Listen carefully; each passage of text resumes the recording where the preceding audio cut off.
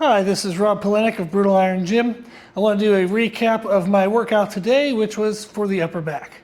I started with a circuit of straight arm pull downs and dumbbell shrugs. The idea of that circuit was to do more isolative movements, one for the lats and one for my mid back, to prepare those muscles for the heavier, more aggressive movements later in the workout. For the straight arm pull downs, I used a rope attachment that allows me to, as I'm pulling my arms down, bring my hands to the outside. I like that because it gives me a nice full contraction in my lats. I will from time to time use a handle that's narrower and comes kind of in front of me, but I know I don't get as deep of a contraction with that handle, but I do like changing up the stimulus so that way the muscle, you can kind of work different areas of the muscle fibers. But if I had to pick one variation, it would be with a rope handle that allows me to pull outside of my hips, and that gets a deeper contraction. Then the dumbbell shrugs I was doing specifically for my lower traps. So I was actually leaning forward into the movement and thinking of pulling my shoulders actually back, not only straight up. So I don't really want to target the upper part of my traps. I want to actually target kind of between my shoulder blades. That's an area that I really want to bring out some density, so that when I turn to the side, my back looks thicker and it gets rid of that kind of rounded upper back look, which I don't really like.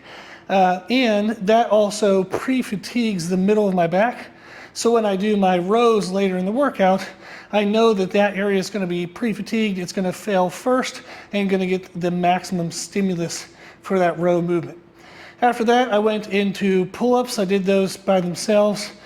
3 sets between 5 to 10 reps, and I chose a wide overhand grip, pretty wide, and that really isolates up into the lat connection in the armpit. I will change that around sometimes, do a neutral grip, narrower grip, underhand grip, just to target different area of the lats. So that was really good, went well. Then my main superset was a pull down and cable seated row, performed back to back. So I did the pull down for heavy sets of 10 to 14 reps with an overhand grip kind of narrow, and that helped to pull the lats open and get more kind of eccentric stretch tension, which helps with growth.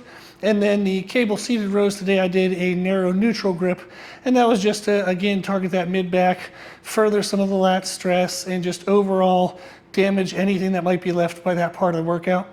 And for that exercise, I did higher reps. So there's a little bit of a contrast between those two movements. The pull downs were for 10 to 14, the seated rows were for 16 to 20 reps.